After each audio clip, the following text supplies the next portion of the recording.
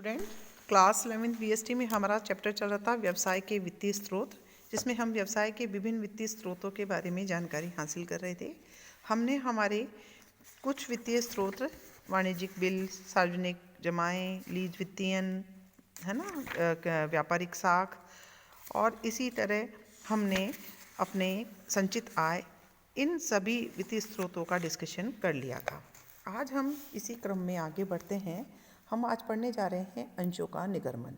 देखिए, आप सभी को जब कंपनी के निर्माण की बात मैंने बताई थी लास्ट चैप्टर में, तब बताया था कंपनी के निर्माण के अंदर अंशों के निर्गमन के द्वारा कंपनी अपनी पूंजी को प्राप्त कर सकती है।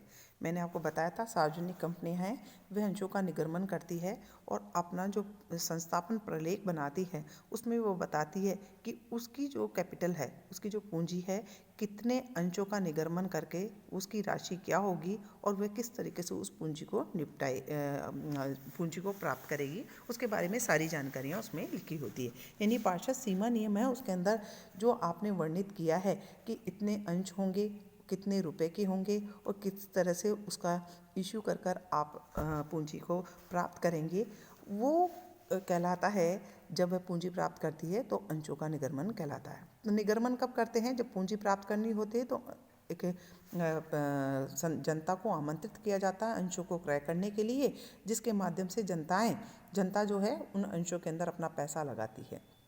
अब आता है कि अंश पूंजी क्या होती है। तो अंशों का निगर्मन तो ये होता है कि जब कंपनी को पूंजी की प्राप्ति करनी होती है अंशों को जारी करके, तो जो पूंजी प्राप्त होती है उसको कहते हैं अंश पूंजी। ठीक है, तो अंशों का निगर्मन कैसे करना है, ये कंपनी के संस्थापन प्रलेख के अंदर लिखा हुआ होता है। वह किस तरीके से करेगी, उसके अंदर वह किस तरीके से उस राशि को प्राप्त करेगी, है ना, और इसको बोलते हैं अंशों का निगर्मन। अब अंशों के निगर्मन से जो हमें पैसा प्राप्त होगा वो क्या कहलाती है? अंश पूंजी कहलाती है। ठीक है, अंश क्या होते हैं? सबसे पहले हमको ये समझने होगा कि जो कंपनी की जो पूंजी होती है वे छोटे छोटे भागों में बटी हुई होती है। जैसे कि मान लीजिए आपकी पूंजी 10 लाख रुपए है और 10 रुपए के अंशों में बटी हुई है, तो प्रत्येक भाग जो होगा वो तो अंश कहलाएगा और उस अंश से प्राप्त जो सारी पूंजी होगी वो अंश पूंजी कहलाएगी। जो अंशों में पैसा निवेश करते हैं यानी जो अंशों का क्रय करते हैं वो कहलाते हैं अंशधारी। ठीक है, और ये अंशधारी उस कंपनी के वास्तविक स्वामी होते हैं जो उस कंपनी के द्वारा की गई समस्त हानि व लाभ को वहन करने के अधिकारी होते हैं।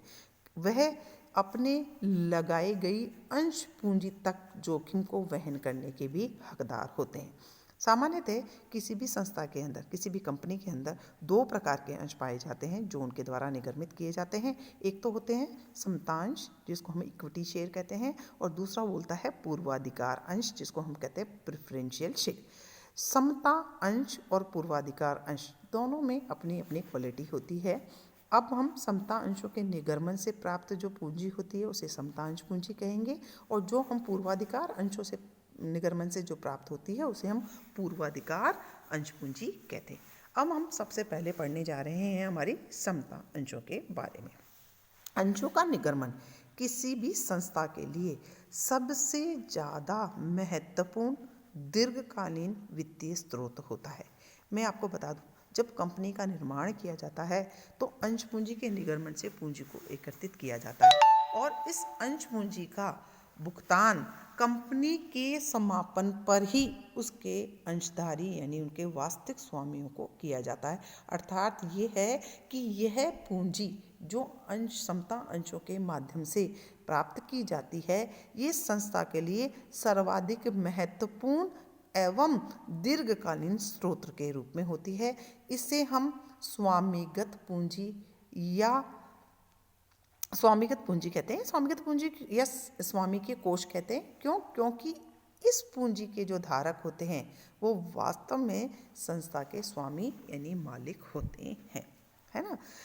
पूंजी को स्वामिगत पूंजी और स्वामिगत कोष कहते हैं। समता अंश की पूंजी कंपनी के निर्माण में पूर्व अपेक्षित होती है। यहाँ पे लिखा हुआ है, तो पूर्व अपेक्षित का मतलब होता है ये पहले से निर्धारित होती है कि कंपनी के निर्माण में कितनी समता अंश पूंजी होगी, वे कितने अंशों में विभाजित होगी, प्रत्येक अंश का क्या मूल्य होगा, उस मूल्य को क्रय करने वाले अंशधारियों से किस प्रकार से प्राप्त किया जाएगा, ये सब पहले से ही पूर्व निर्धारित या पूर्व अपेक्षित होते हैं। समता अंशधारी होते हैं, इनको एक जो कहते हैं ना, समता अंशधारी क्यों पैसा निवेश करते हैं, वो क्यों क्रय करते हैं, लाभांश की प्राप्ति के लिए, कि जब कंपनी का निर्माण हो गया और कंपनी कार्य करेगी तो जो लाभ प्राप्त होंगे वे किसके होंगे, उसके मालिक के ही तो होते हैं, तो मालिक को मिलेंगे। लेकिन वह लाभ निश्चित नहीं होते हैं, निश्चित दर से लाभांश की प्राप्ति नहीं होती है, उनको कंपनी की आय के आधार पर भुगतान किया जाता है, इसलिए अवशिष्ट स्वामी की संज्ञा दी गई। कैसे कि हमारी संस्था के, हमारी कंपनी के जितने भी भार हैं उन सबको चुका देने के पश्चात, यानी सभी दावेदारों का जो ऋणदाता है, वित्तीय संस्थाओं को ब्याज है, किसी अन्य व्यक्ति को चुकाए जाने वाला पैसा है, जो भी दावेदार हैं जो कंपनी से पैसा मांगते हैं, उन सभी दावेदारों का भुगतान करने के पश्चात जो बचत बचती है, जिसे हम अपशिष्ट बचत कहते हैं, इस अपशिष्ट बचत के हकदार ही होते हैं अंशधारी। इसीलिए इनको क्या बोला जाता है, अपशिष्ट स्वामी की परिभाषा के अंदर संज्ञा भी दी गई है। उन्हें स्वामित्व का पुरस्कार मिलता है, अर्थात मालिक होने का हक। हम जब किसी भी संस्था के मालिक होते हैं तो हम क्या करते हैं, हमारा किस पर हक होता है, जब हम बिजनेस कर रहे होते हैं तो हमारे जितने भी खर्चे हैं, जिसको भी हमें चुकाना है, जो हम सब कुछ चुका देते हैं, उसके बाद जो बचता है उस पे पूरे पे मेरा अपना स्वयं का हक होता है, क्योंकि मैं मालिक हूँ। तो अंशधारी भी तो मालिक ही होते हैं, तो उनको भी क्या होता है, कंपनी के जितने भी दावेदार हैं उनका भुगतान करने के पश्चात जो कुछ भी बचता है वो उनका पुरस्कार होता है, वो उनका मालिक होता है। इसीलिए वे वास्तविक मालिक अवशिष्ट स्वामी अंशधारी कहलाते हैं, और साथ ही साथ उस संस्था की, उस कंपनी की जोखिमों को भी वही वहन करते हैं। लेकिन जोखिम कहाँ तक होती है उनकी, ये जोखिम होती है उनके द्वारा कंपनी के अंशों में जो अंश की जो कहते हैं ना मूल्य होता है, उस मूल्य तक लगाई गई पूंजी तक ही उनका दायित्व सीमित होता है, इसके बाद उनका कोई दायित्व नहीं होता। मान लीजिए मैंने किसी कंपनी के 10 रुपये वाले 1000 अंश खरीदे, तो 10,000 रुपये की पूंजी लगाई मैंने, तो मुझे 10,000 रुपये तक की पूंजी की जोखिम वहन करनी है। उसके अतिरिक्त मेरे से कोई 1 रुपया भी आकर नहीं मांग सकता, क्योंकि मैं उसका मालिकाना हक जो है मेरे उस 1000 अंशों पर है, जिसकी राशि है 10,000 रुपये। तो मैं ज़्यादा से ज़्यादा क्या खो सकती हूँ, तो 10,000 रुपये खो सकती हूँ, 10,000 के ऊपर मैं एक भी पैसा नहीं खो सकती हूँ। अंशधारी चूँकि कंपनी के मालिक होते हैं तो उसका संचालन करने का अधिकार उसके पास होता है, वोट देने का अधिकार उसके पास होता है, तो ये प्रबंध में पूरी तरह भागीदारी करते हैं।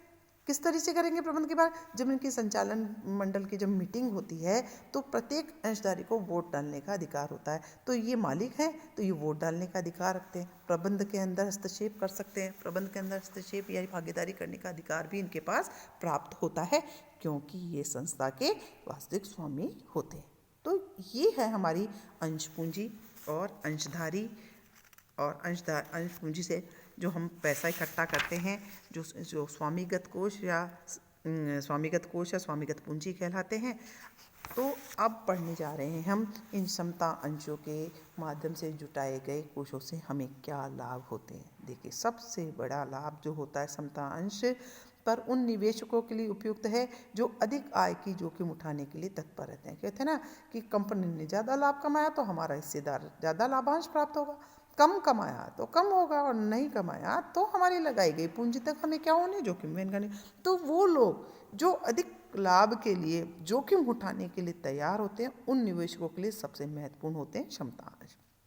दूसरा, क्षमता अंशधारी को लाभांश का भुगतान करना अनिवार्य नहीं होता है, तो कंपनी के लिए एक फिक्स जो होता है ना खर्चे का स्रोत, तो यहाँ पर फिक्स खर्चा नहीं है, लाभ होगा तो दे देंगे, नहीं होगा तो नहीं देंगे।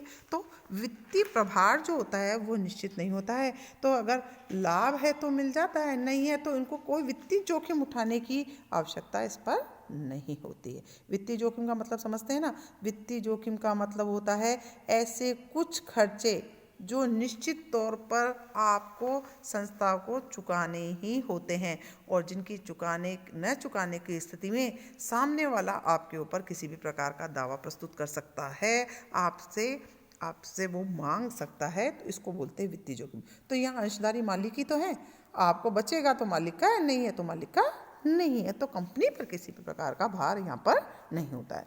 समता पूंजी स्थायी होती है। मैंने आपको बताया जब कंपनी का निर्माण होता है तब हम अंश पूंजी का निगमन करके पूंजी प्राप्त करते हैं और उसको तब तक नहीं लौटाया जाता जब तक कंपनी का अस्तित्व समाप्त नहीं होता। कंपनी का अस्तित्व यानी समापन होने के पश्चात ही इसको लौटाया जाता है।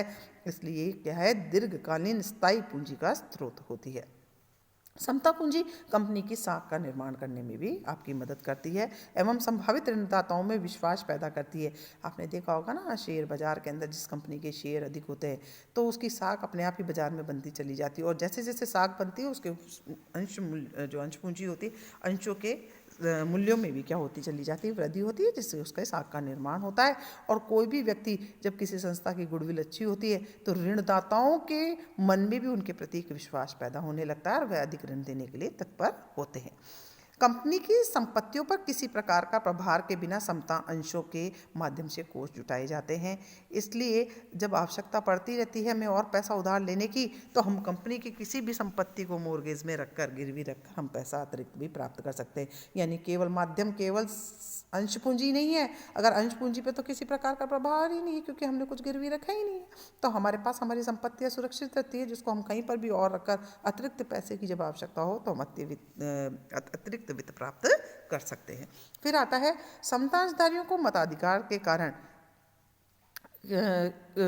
कंपनी के प्रबंध पर प्रजातांत्रिक नियंत्रण रहता है। देखिए, एक व्यक्ति जब सारे निर्णय लेता है तो उसके गलत निर्णय सबको भुगतने पड़ते हैं, लेकिन यहाँ पर सभी अंशधारियों को मतदान करने का अधिकार होता है। तो क्या होता है, हर की वोटिंग से निर्णय लिए जाएंगे तो गलत निर्णय होने की संभावनाएं कम रहती है।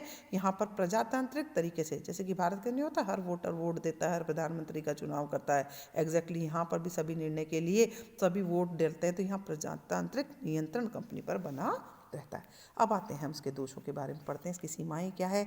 देखिए, जो निवेशक नियमित आय चाहते हैं वो कभी भी अंशों में, समता अंशों में पैसा निवेश नहीं करते, क्योंकि यहाँ पर तो प्रतिफल अधिक है तो अधिक है और नहीं है तो जीरो भी हो जाता है कई बार।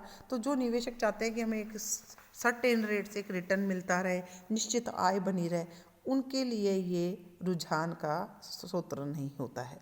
समता अंश पर लागत अन्य लोग स्रोतों से कोष एकत्रित करने वाले किए गए व्ययों में अधिक होती है। देखिए, हम पैसा लेते हैं किसी से उधार, तो जो लोग हमारी जो कॉस्ट आती है, समता अंशों के अंदर एक बहुत बड़ा प्रोसीजर होता है। पहले आप विवरण जनता को निमंत्रण करें, फिर अलॉटमेंट करें, आपको अंडरराइटर्स नियुक्त करने पड़ते हैं, अभिगोपक जो आपके लिए कार्य करते हैं। तो ये सब प्रोसीजर करने में बहुत सारा कार्य टाइम भी लगता है और बहुत सारे खर्चे भी आते हैं। तो अन्य स्रोतों की वजह समता अंश से जो पैसा प्राप्त करते हैं उसकी जो कॉस्ट होती है वो अधिक होती है।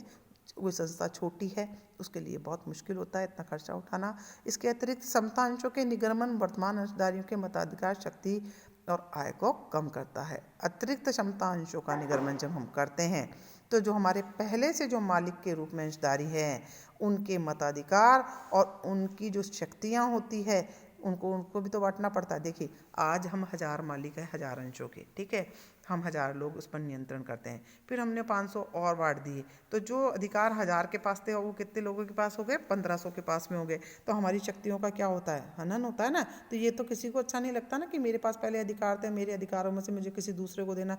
आपको अगर कोई बढ़िया चीज़ खाने के लिए दे दी जाए और आपको कि इसमें से थोड़ा सा उसको भी दे दे, तो भाई मैं क्यों दे दूँ, मैं तो बड़ी खुश होकर बैठी थी कि आज मुझे तो इतने सारे पकौड़े खाने के लिए मिले, उसमें से बाद में मालूम पड़ा इसमें से 4 पकौड़े दूसरे को देने पड़ेंगे, तो अच्छा नहीं लगेगा, किसी को भी अच्छा नहीं लगता। तो ये उनकी इनकम को भी कम कर देती है और उनकी शक्तियों को भी कम कर देती है। और अंतिम है, समता अंशों के माध्यम से कोष एकत्रित करने के लिए अधिक औपचारिकताओं को पूरा करना है। इस प्रक्रिया के अंदर बहुत समय लगता है और कई बार तो जो हमारी आवश्यकता होता है उसके लिए पैसा प्राप्त करने में हमें देरी भी हो जाती। तो ये थे हमारे क्षमता अंशों के बारे में। कल हम पढ़ेंगे हमारे दूसरे अंश जो हैं जिनको हम पूर्वाधिकार अंश करते हैं उसके बारे में। Thank you very much student.